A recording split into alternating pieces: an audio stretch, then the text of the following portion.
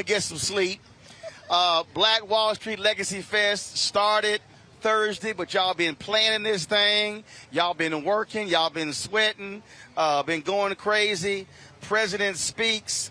This is really the culmination. And so first, just your reaction to his speech. I know you had a chance to speak with him. Take it away.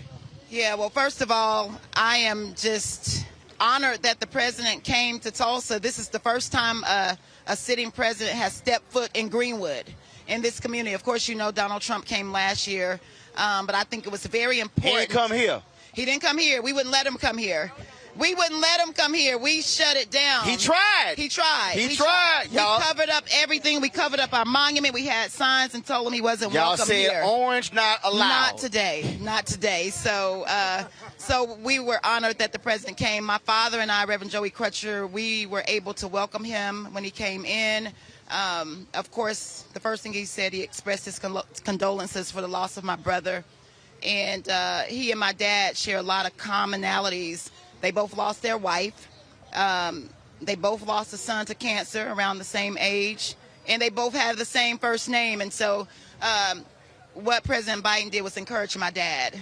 It's just who he is. He started to quote some scriptures. And then, of course, my charge to him was the survivors and restitution and reparations, and also trying to reopen Terrence's case with the DOJ. We're coming up on the 5-year statute of limitation in September.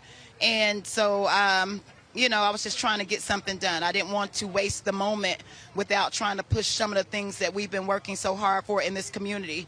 I think his speech was right on time. It was right on time.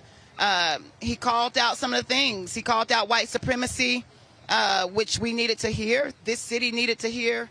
And he talked about a lot of the residual effects of what happened, the continuing harm that we're dealing with today as a community, the redlining and the housing discrimination and land ownership and gentrification. So I thought it was what it needed to be. My thing is, where do we go from here? How do we use this moment as a stepping stone to keep building? And I don't want this to be a lost moment. I don't want this weekend to go away and then everything is back to normal. That was so last night when we had dinner, I ran into a gentleman who works with the Kaiser Foundation, and I said to him, I said, do y'all understand that the demands offered by the attorneys is literally a drop in the bucket. For sure.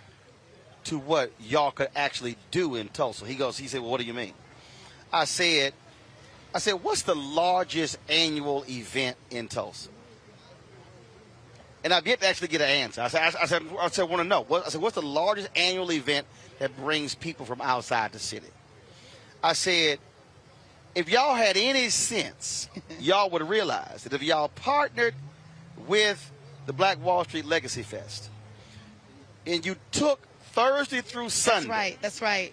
And turned this into a full-fledged festival that had workshops, entertainment, all of that around Black Wall Street. I said the $50 million being asked could literally be generated in less than in 2 years. Right.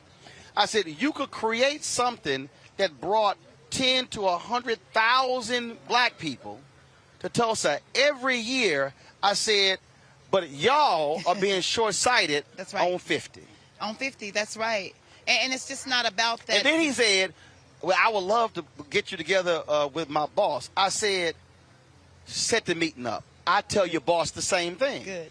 I said, but you got to meet with community folks. That's it. And say, we're going to do this thing together. I said, because otherwise, I said, your hotels be filled up.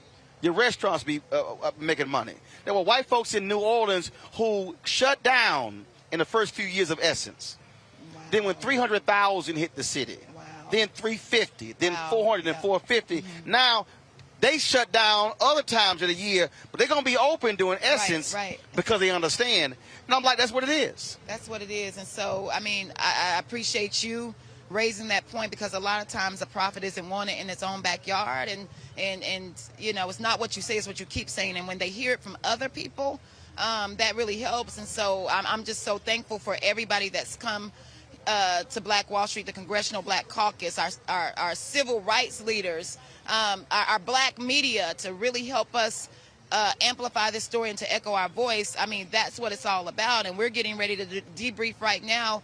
We cannot let this just be a moment. It's a movement. That's right. And we still got to keep screaming at the top of our lungs reparations for these survivors that are still here and for this community. We want to reclaim our land.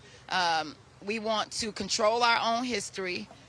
We want our children to have scholarships for the next 100 years. We want tax abatement for the next 100 years. There's been no atonement, and we need it, and we need it now. And we cannot waver. I mean, period. Well, I tell for everybody who's watching, I need y'all to understand, it was invite only on the inside. When I got here Thursday, when we met, I said, hey, Tiffany, they got to have black media in the room. She's like, absolutely. Back to our Roland Martin Unfiltered video in just one moment. It's time to be smart. When we control our institutions, we win. This is the most important news show on television of any racial background. Y'all put $2, $3, $4, $5, $10, $15, $20, $30 on this and keep this going. What you've done, Roland, since this crisis came out in full bloom. Anybody watching this, tell your friends. Go back and look at the last 2 weeks, especially of Roland Martin Unfiltered. I mean, hell, go back and look at the last 2 days. You've had sitting United States senators today, Klobuchar and Harris. Whatever you have that you can bring to Roland Martin Unfiltered to support it, please do, because this information may literally save your life. Watch Roland Martin Unfiltered daily at 6 p.m. Eastern on YouTube, Facebook, or Periscope, or go to RolandMartinUnfiltered.com. Support the Roland Martin Unfiltered Daily Digital Show by going to RolandMartinUnfiltered.com. Our goal is to get 20,000 of our fans contributing $50 each for the whole year. You can make this possible. RolandMartinUnfiltered.com.